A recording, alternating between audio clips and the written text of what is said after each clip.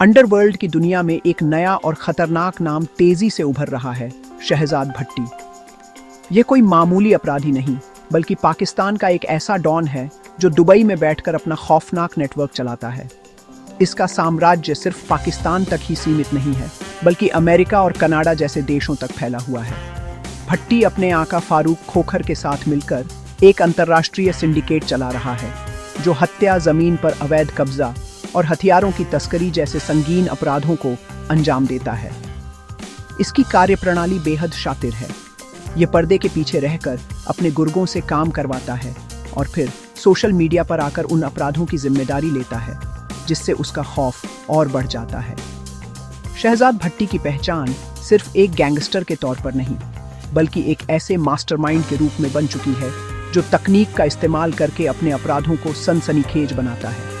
वह जानता है कि आज के डिजिटल युग में डर कैसे फैलाया जाता है। उसका मकसद सिर्फ पैसा कमाना नहीं, बल्कि अपने नाम की दहशत कायम करना है।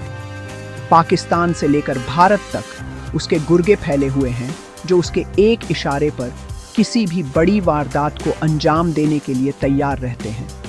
यह सिर्फ गैंग वॉर या फिरौती का मामला नहीं है, यह एक संगठित अपराध है जो अंतर्राष्ट्रीय सीमाओं को लांघ चुका है और अब भारत की सुरक्षा के लिए भी एक बड़ा सिरदर्द बन गया है। भट्टी का आपराधिक रिकॉर्ड उसके खतरनाक इरादों की गवाही देता है। वह सिर्फ एक स्थानीय बदमाश नहीं, बल्कि एक ऐसा शातिर खिलाड़ी है जो जानता है कि अंतर्राष्ट्रीय कानूनों की कमजोरियों का फायदा कैसे उठाना है। दुबई में बैठकर वह न केवल अपने गिरोह को नियंत्रित करता है, बल्कि हथियारों की तस्करी के लिए नए रास्ते भी तलाशता है।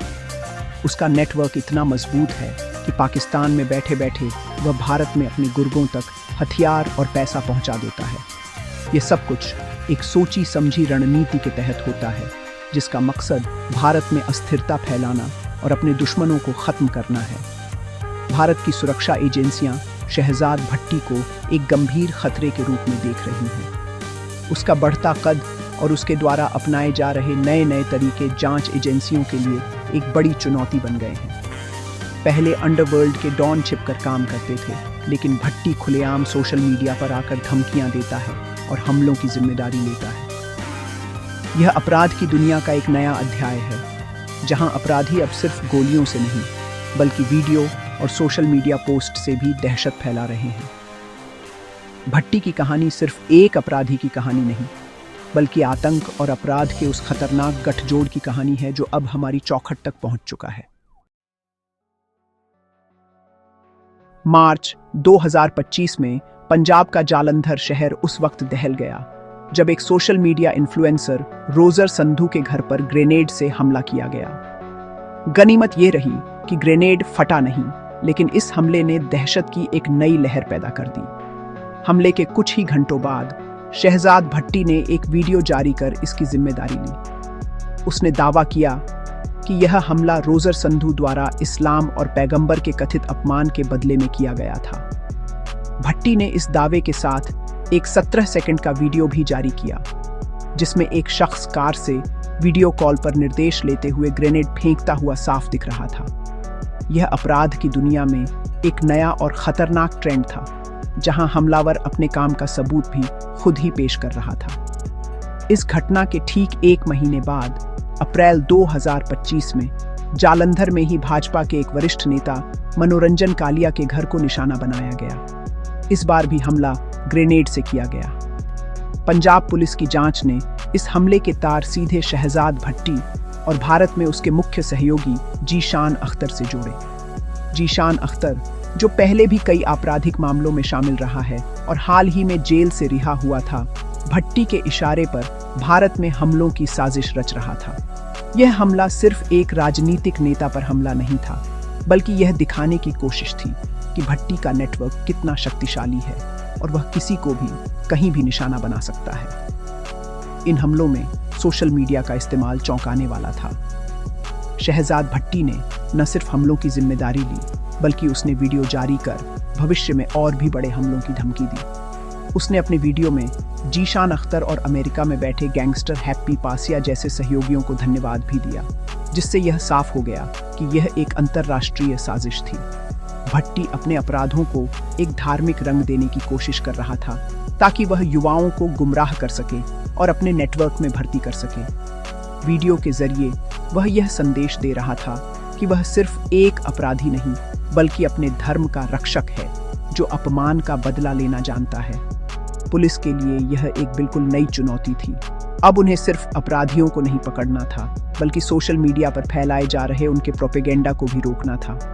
भट्टी द्वारा जारी किए गए वीडियो सबूत भी थे और धमकी भी। एक तरफ जहां पुलिस इन वीडियो के आधार पर जांच आगे बढ़ा रही थी, वहीं दूसरी तरफ इन वीडियो से समाज में डर और नफरत का माहौल भी बन रहा था। जालंधर में हुए ये हमले इस बात का सबूत थे कि कैसे एक पाकिस्तानी डॉन दुबई में बैठकर भारत के एक शहर में दहशत फैला सकता है और सोशल मीडिया को अपना सबसे बड़ा हथियार बना सकता है। अंडरवर्ल्ड की दुश्मनी अब सिर्फ गलियों में गोलियों तक सीमित नहीं रही, ये सोशल मीडिया पर एक खुली जंग में बदल चुकी है।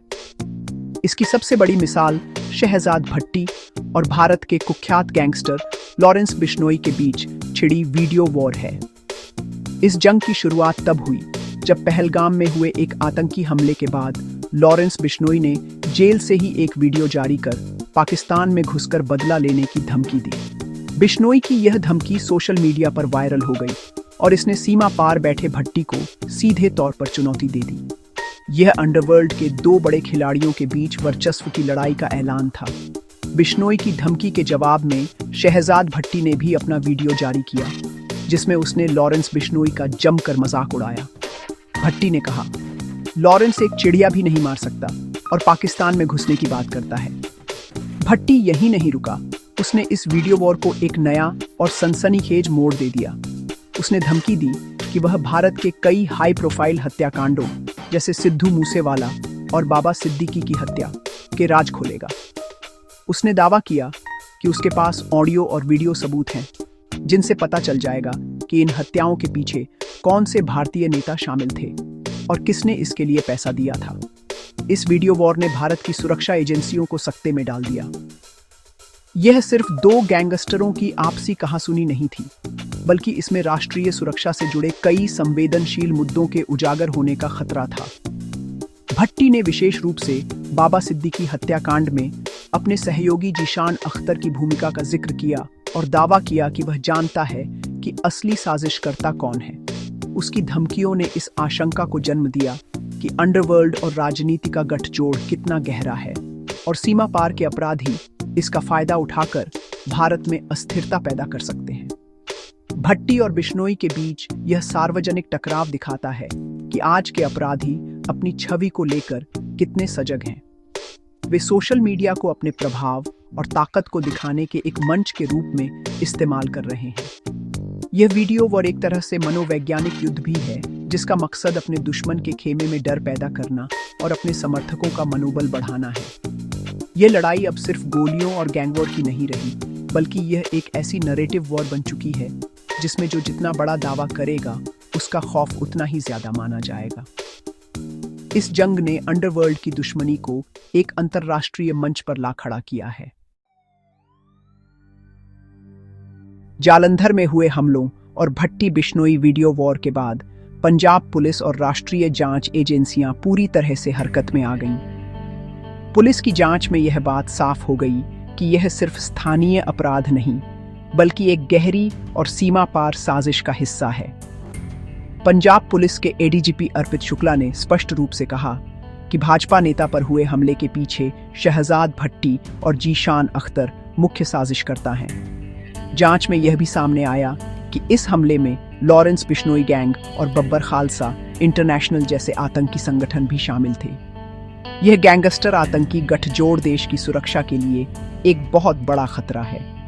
पुलिस का मानना है कि इन हमलों का असली मकसद सिर्फ दहशत फैलाना नहीं, बल्कि पंजाब में चल रहे नशा विरोधी अभियान को कमजोर करना भी है। विदेशी खुफिया एजेंसियां इन अपराधियों का इस्तेमाल करके पंजाब में अस्थिरता पैदा करना चाहती हैं। जालंधर ग्रामीण के एसएसपी गुरमीत सिंह ने बताया कि social media influencer Roger Sandhu के मामले में जांच करने पर उनकी टिप्पणियों में कुछ भी आपत्तिजनक नहीं मिला। इससे यह शक और भी गहरा हो जाता है जबकि धर्म का अपमान तो सिर्फ एक बहाना था। असली मकसद पंजाब के शांत माहौल में जहर घोलना था। पुलिस अब सिर्फ अपराधियों की तलाश नहीं कर रही, बल्कि उस पूरे नेटवर्क को तोड़ने की कोशिश कर रही है जो धर्म की आड़ में आतंक फैला रहा है। ये घटनाएं भारत पाकिस्तान के संबंधों पर भी गहरा असर डालती हैं। जब पाकिस्तान में बैठा एक अपराधी भारत में हमले करवाता है और खुलेआम धमकियां देता है, तो यह दोनों देशों के बीच पहले से ही तनावपूर्ण रिश्तों में और कड़वाहट घोलता है। यह संगठित अपराध और आतंकवाद के उस खतरनाक गठजोड़ को उजागर करता है जहां अपराधी आतंकी संगठनों के लिए काम करते हैं और आतंकी संगठन अपराधियों को पनाह और हथियार मुहैया कराते हैं। शहजाद भट्टी जैसे अपराधी इस खतरनाक खेल के सिर्फ एक मोहरे हैं। असली खिलाड़ी पर्दे के पीछे बैठकर भारत को कमजोर करने की साजिश रच रहे हैं। निष्कर्ष के तौर पर शहजाद भट्टी का मामला सिर्फ एक गैंगस्टर की कहानी नहीं है, यह राष्ट्रीय सुरक्षा के लिए एक चेतावनी है। यह दिखाता है कि कैसे सोशल मीडिया, अपराध और आतंकवाद मिलकर एक ऐसा घातक कॉकटेल बना सकते हैं जो किसी भी देश की शांति और स्थिरता को भंग कर सकता है। जब तक इस गैंगस्टर आतंकी नेटवर्क को जड़ से खत्म नहीं किया जाता, तब तक सीमा पार से ऐसी साजिशें होती रहेंगी। यह एक ऐसी लड़ाई है जिसे सिर्फ पुलिस और सेना नहीं लड़ सकती, बल्कि इसके लिए एक मजबूत राजनीतिक इच्छा शक्ति और अंतर्राष्ट्रीय सहयोग की भी जरूरत है, ताकि भट्टी जैसे चेहरों को उनके असली अंजाम तक पहुंचाया जा सके।